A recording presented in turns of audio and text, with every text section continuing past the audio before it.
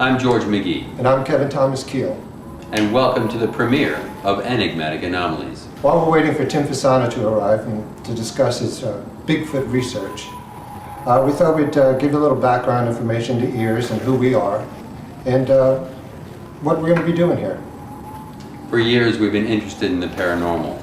Ghosts, UFOs, lake monsters, Bigfoot. With our love of production, it just seemed natural that to make our own program and highlight the hard work of other people and everything they put into their investigations, and whether it be ghosts or UFOs or anything like that. And we'll be working with a lot of paranormal investigators, friends and colleagues that we've met along the way. This year, we're joined by Rob Vargas, who brings to our team wilderness expertise and production excellence. So visit our homepage at earshome.com or subscribe to our YouTube channel. Also, see us on Facebook. I think I hear Tim coming now. Your EA experience begins now.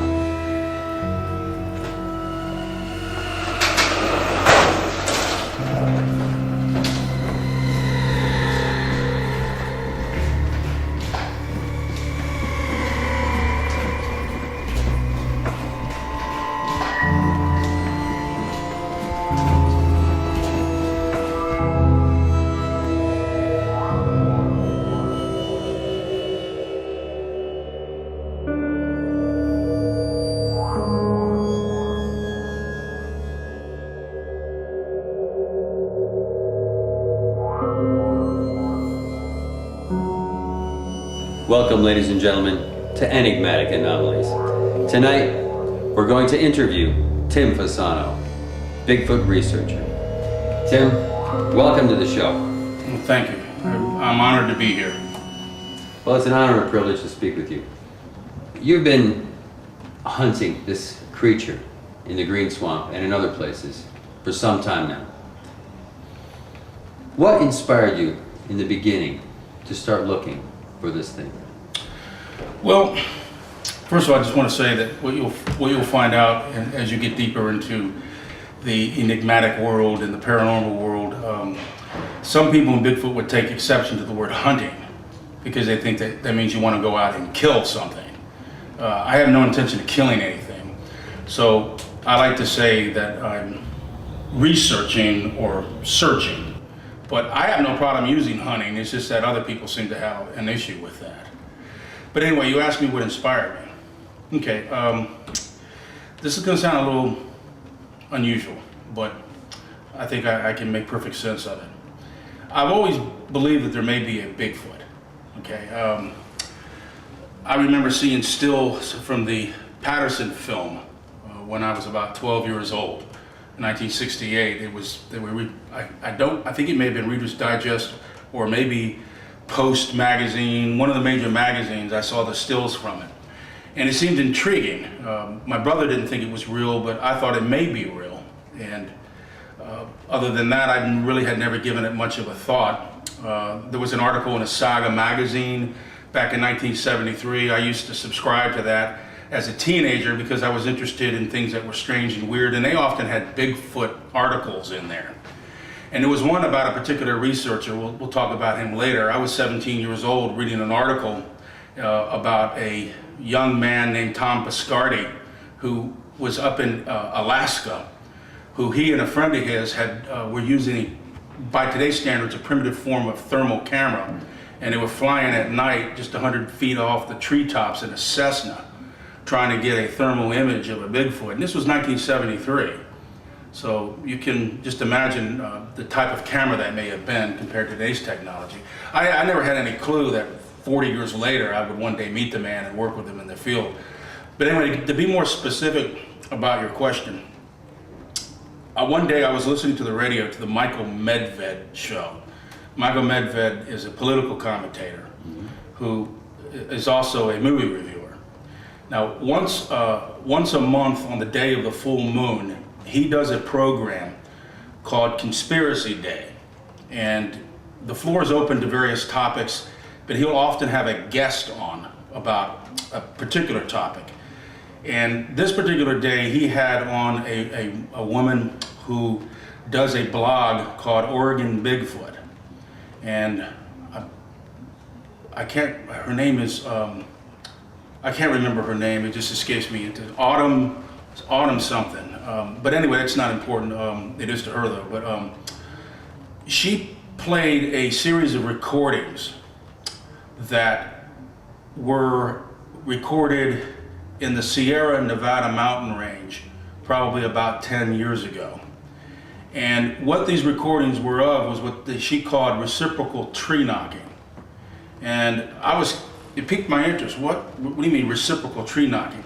She said that she believed that Bigfoot communicated with other Bigfoot by knocking a tree limb against another tree. And another Bigfoot downrange would hear that and maybe send another tree knock further down, essentially warning other Bigfoot of the presence of humans. And I was very intrigued by that, because I said, wait a minute, you now have a way where you could actually perform some type of experiment. You could go out in the woods, you could bang on a tree and see if something responded. Well, that piqued my interest.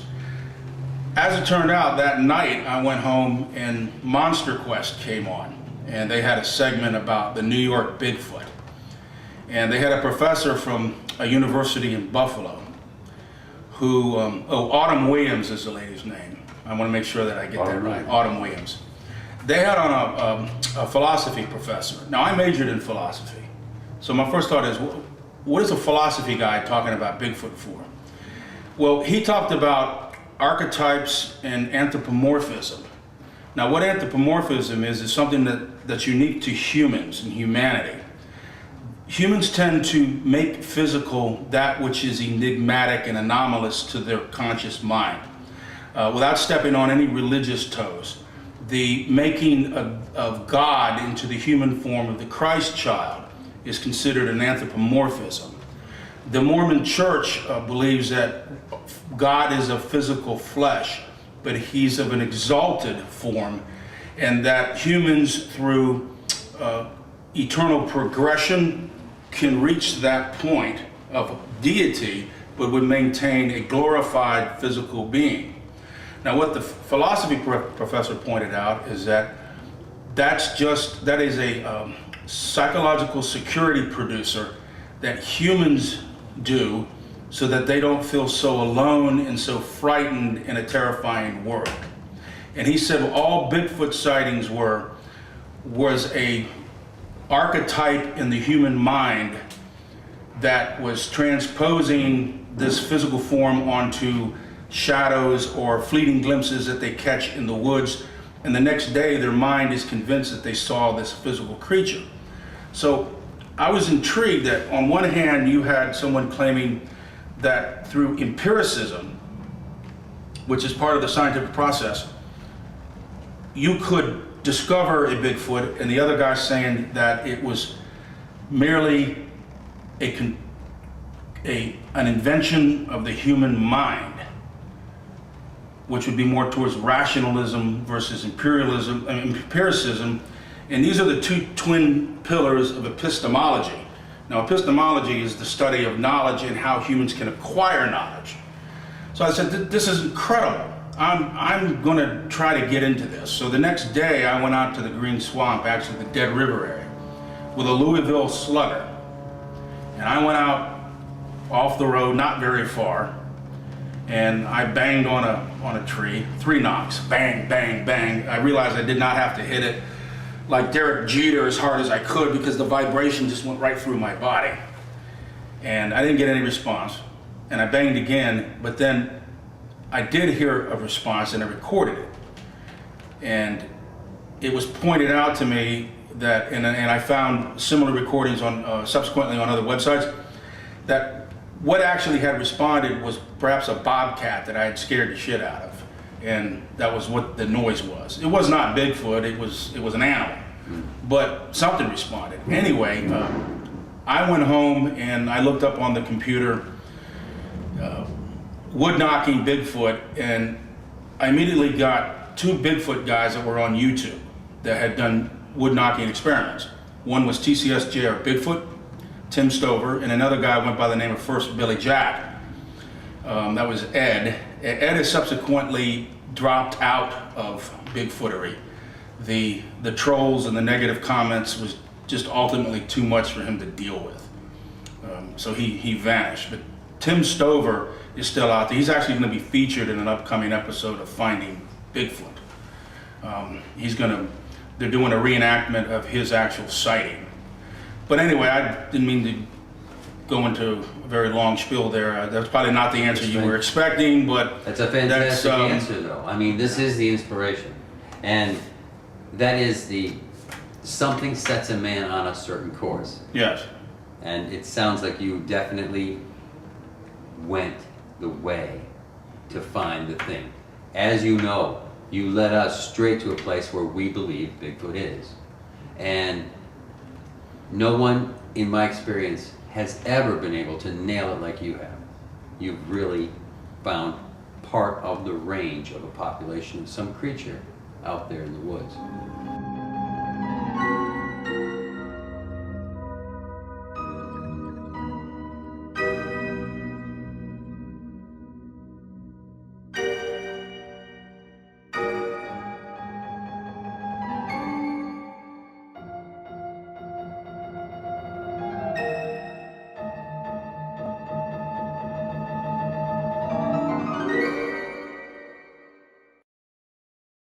Visit Tim Fasano's website, bigfootafterdark.com.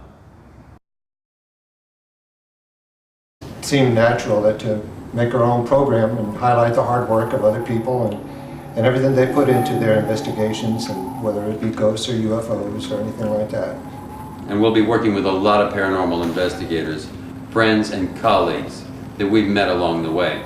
This year, We thought we'd give you a little background information to ears and who we are and what we're going to be doing here. for years we've been interested in the paranormal. Ghosts, UFOs, lake monsters, Bigfoot. With our love of production, you can hear Tim coming now. Your EA experience begins now.